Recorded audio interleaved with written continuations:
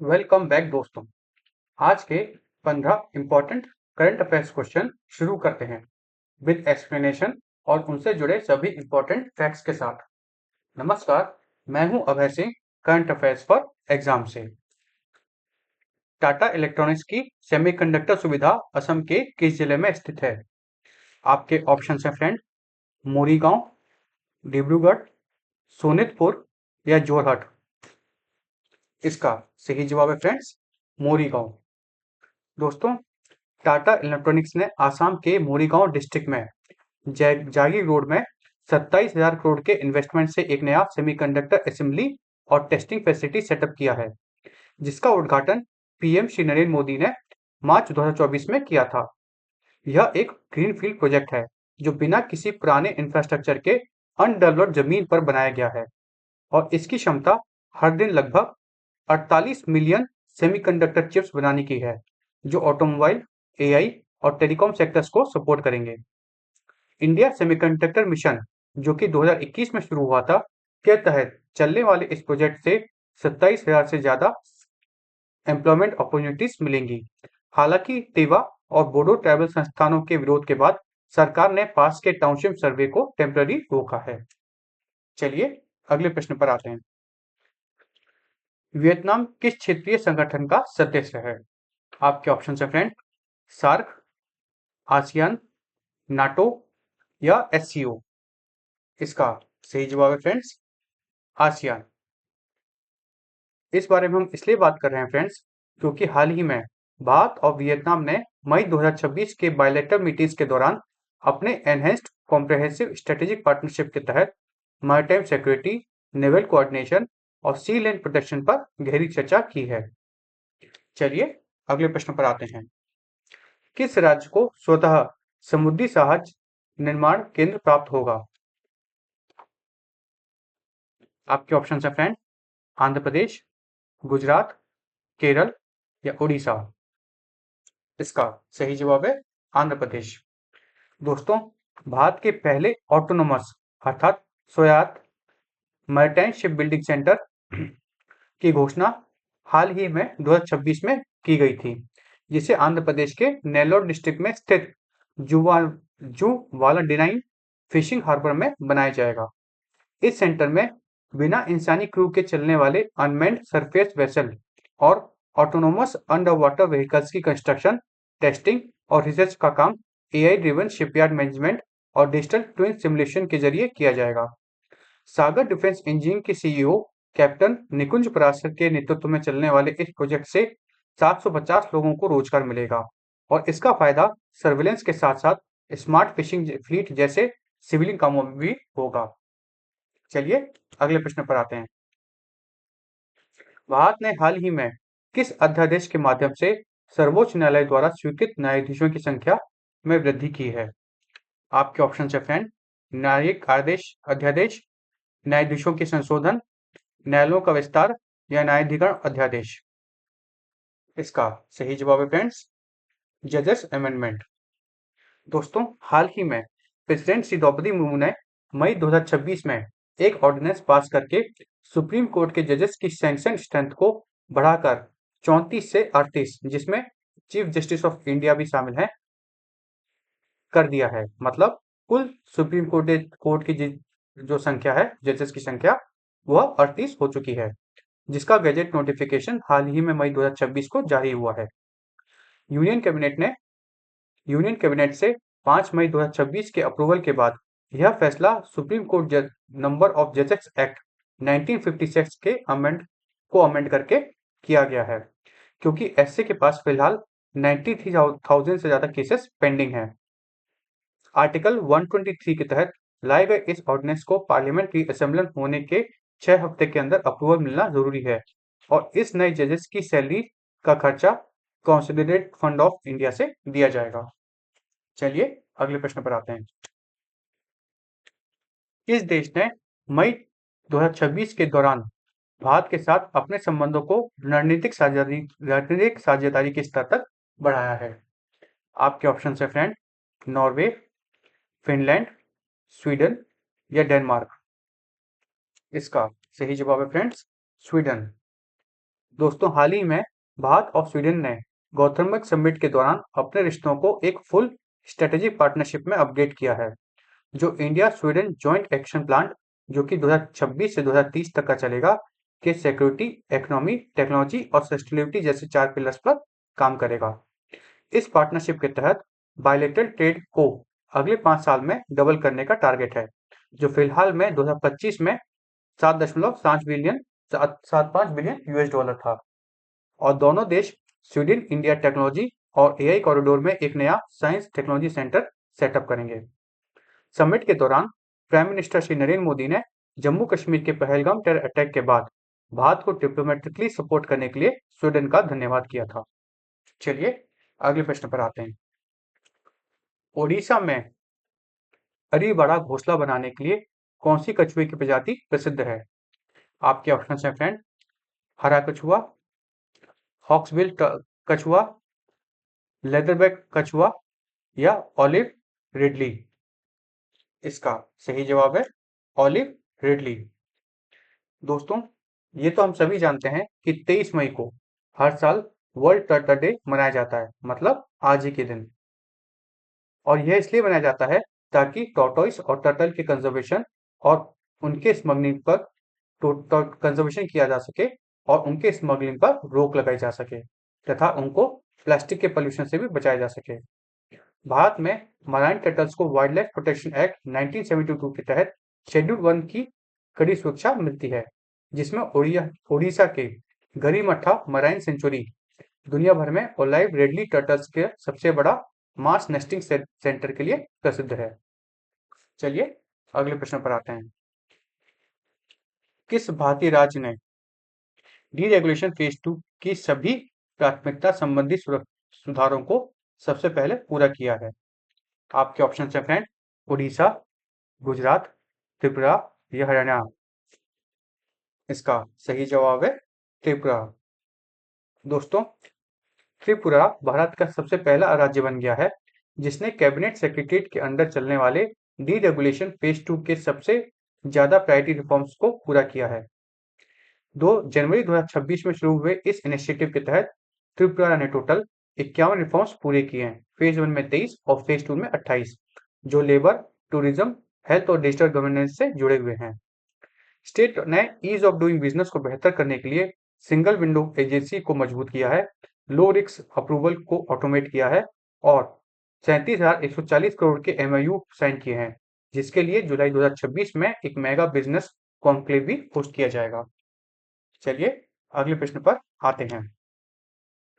निम्नलिखित में से किस राज्य ने सबसे पहले पेय पदार्थों में अल्कोहल पर कराधान प्रणाली अपनाई है? आपके ऑप्शन हैं फ्रेंड, कर्नाटक, महाराष्ट्र, तेलंगाना, पंजाब। इसका सही जवाब है कर्नाटक। दोस्तों, हाल ही में कर्नाटक ने मई 2026 में देश में पहली बार अल्कोहल इन बेवरेजेस AIB टैक्सेशन पॉलिसी लागू की है, जहां लिक्वर मतलब दारू जो होती है पर टैक्स उसके वॉल्यूम के बजाय उसके अल्कोहल कंटेंट पर लगाया जाएगा। इस नए नियम से एक्साइज स्लैब्स 16 से घटाकर 8 हो गए हैं, जिससे प्रीमियम स्कॉच और 5% वाली ABV जो बियर्स होती हैं वह 20 से 25% सस्ती हो जाएंगी, जबकि सस्ती इकोनॉमिक लिक्वर जो है टेट्रा पैक होते हैं वो 20 से 30% महंगे हो जाएंगे। मतलब अल्कोहल में मतलब किसी भी लिक्वर में जितना प्रतिशत अल्कोहल होगा उतना ही उस पर टैक्स लगेगा। चलिए अगले प्रश्न पर आते हैं। किस शहर में साउथ कोस्ट रेलवे का मुख्यालय स्थित है? आपके ऑप्शन है फ्रेंड, विजयवाड़ा, विशाखापट्टनम, गुंटूर या रायगढ़। इसका सही जवाब है विशाखापट्टनम। दोस्तों, हाल ही में मिनिस्ट्री ऑफ रेलवेज ने गैजेट नोटिफिकेशन जारी किया था, जिसमें एक साउथ कोस्ट रेलवे जोन बनाया गया था, जो कि 1 जून 2026 से इंडियन रेलवेज के 18वें जोन के रूप में काम करेगा। इस नए जोन का जो हेडक्वार्टर है फ्रेंड, वह विशाखापट्टनम रखा गया है, बनाया गया है, जिसके अंदर साउथ सेंट्रल रेलवेज के गुंटाकुल, गुंटूर और विजयवाड़ा डिवीजन के साथ साथ एक नया विशाखापट्टनम डिवीजन भी शामिल किया गया है। मतलब साउथ कोस्ट रेलवे का जो हेडक्वार्टर होगा वह विशाखापट्टनम में होगा। उसके अंदर 4 जोन आएंगे, कौन कौन से? गुंटाकुल, गुंटूर, विजयवाड़ा और विशाखापट्टनम। इस रीस्ट्रक्चरिंग के लिए पुराने वाल्टेज डिवीजन को दो हिस्सों में बाइफरकेट किया गया है, जिसमें से 696 किलोमीटर का हिस्सा रायगढ़ डिवीजन बनाकर ईस्ट कोस्ट रेलवे को दे दिया गया है। बाकी 463 किलोमीटर का एरिया विशाखापट्टनम डिवीजन को मिला है। चलिए अगले प्रश्न पर आते हैं। मोहे टोकोपो राल्थो सिंचाई नहर किस केंद्र शासित प्रदेश में स्थित है? आपके ऑप्शन है फ्रेंड, लद्दाख, जम्मू, सिक्किम, हिमाचल। इसका सही जवाब है लद्दाख। दोस्तों, ईस्टर्न लद्दाख के नायोमा एरिया में स्थित माहे टोक्यो राल्डो कैनाल का उद्घाटन हाल ही में किया गया था, जो कि 14,000 फीट से ज्यादा की ऊंचाई पर चांगथांग कोल्ड डेजर्ट में बनाई गई है। यह 2.1 किलोमीटर लंबी इरिगेशन कैनाल है, जो कि हाई एल्टीट्यूड याया लेक से पानी लाती है और लगभग 100 एकड़ एग्रीकल्चर जमीन को सिंचाई देती है। साल 2022-23 में इसका काम शुरू हुआ था और 2026 में इसे तेजी से पूरा किया गया और एक्सट्रीम वेदर से बचने के लिए पीसीसी लाइनिंग लगाने के साथ साथ मिट्टी के कटाव को रोकने के लिए 15,000 से ज्यादा पौधे लगाए गए हैं। चलिए अगले प्रश्न पर आते हैं। इलेक्ट्रिक वाहन बैटरी सिस्टम में GWH क्या मापता है? ऊर्जा क्षमता, वाहन की गति, ईंधन की खपत या सड़क की दूरी। इसका सही जवाब है ऊर्जा क्षमता। फ्रेंड्स, एक नई स्टडी के मुताबिक भारत में इलेक्ट्रिकल व्हीकल बैटरी की डिमांड 2025 से 2032 के बीच 10 गुना बढ़ने की उम्मीद है, जो कि 20 गीगावाट आवर से बढ़कर 200 गीगावाट आवर होने की उम्मीद है। भारत ने साल 2025 में लगभग 25 लाख ईवी यूनिट्स बेचे हैं और डोमेस्टिक मैन्युफैक्चरिंग को बढ़ावा देने के लिए सरकार PLI स्कीम भी लाई है, जिसके जरिए जो कंपोनेंट है वो लोकली मैन्युफैक्चर हो रहे हैं। चलिए अगले प्रश्न पर आते हैं। तटवर्ती कच्चे तेल उत्पादन के लिए संशोधित रॉयल्टी दर क्या है? आपके ऑप्शन है फ्रेंड, 5%, 8%, 10% या 16%। इसका सही जवाब है 10%। दोस्तों, ministry of petroleum and natural gas ने मई 2026 में ऑनशोर और ऑफशोर फील्ड्स के लिए हाइड्रोकार्बन रॉयल्टी रेट्स में कटौती की है। इस नए बदलाव के तहत onshore crude oil royalty rates को 16.66% से घटाकर 10% किया गया है और ऑफशोर क्रूड ऑयल को 9.09% से घटाकर 8% किया गया है, जिससे कि लोगों को और मोटिवेशन मिलेगा कि वो डीप सी माइनिंग और डीप सी सर्च कर सके, जिससे कि ज्यादा से ज्यादा तेल निकाला जा सके। चलिए अगले प्रश्न पर आते हैं। किस संगठन ने बिग बेट्स रियल रिजल्ट्स शीर्षक वाली 2025 की रिपोर्ट जारी की है? आपके ऑप्शन है friend, Rockefeller foundation, Gates foundation, UNDP या यूनिसेफ। इसका सही जवाब है रॉकफेलर फाउंडेशन। दोस्तों, रॉकफेलर फाउंडेशन ने मई 2026 में बिग रियल रिजल्ट्स नाम की रिपोर्ट जारी की है, जिसमें बताया गया है कि रॉकफेलर फाउंडेशन ने साल 2025 में 235 ग्रांट्स के जरिए 350 मिलियन US डॉलर से ज्यादा डिस्ट्रीब्यूट किए थे। चलिए अगले प्रश्न पर आते हैं। नेस्कॉट कूलिंग सिस्टम शीतलन प्रक्रिया के लिए किस रासायनिक यौगिक का उपयोग करता है? आपके ऑप्शन है friend, sodium chloride, potassium iodide, calcium carbonate या अमोनियम नाइट्रेट। इसका सही जवाब है अमोनियम नाइट्रेट। दोस्तों, हाल ही में कॉस्ट के साइंटिस्ट ने नेस्कॉट नाम की एक ऐसी कूलिंग टेक्नोलॉजी बनाई है जो बिना किसी कंप्रेसर, मोटर या इलेक्ट्रिसिटी के काम करती है।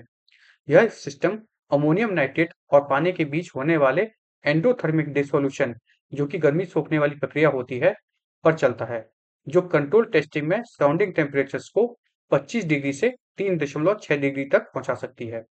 25 डिग्री सेल्सियस से 3.6 डिग्री सेल्सियस तक।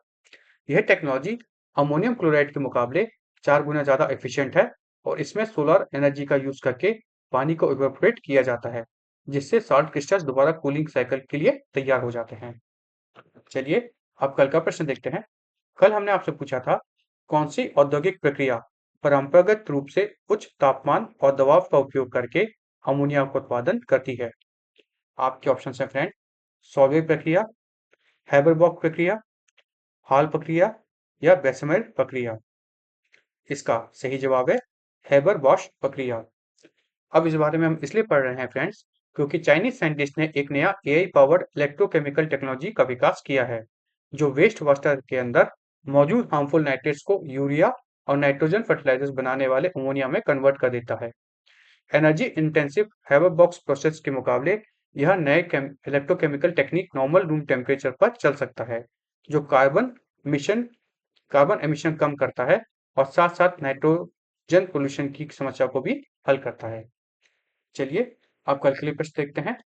कल के लिए हमारा आपसे प्रश्न है, अंटार्कटिका की किस बर्फ की शेल्फ में समुद्र के पानी के नीचे हाल ही में खोजे गए सूक्ष्मजीव समुदाय मौजूद हैं? आपके ऑप्शन है फ्रेंड, लार्सन, फिंचर, रॉस या सैकलेटन। इसका जवाब आपको कमेंट सेक्शन में देना है फ्रेंड्स। और आज का सेशन आपको इन्फॉर्मेटिव और फ्रूटफुल लगा तो लाइक शेयर सब्सक्राइब अवश्य कीजिएगा। धन्यवाद। जय हिंद, जय भारत।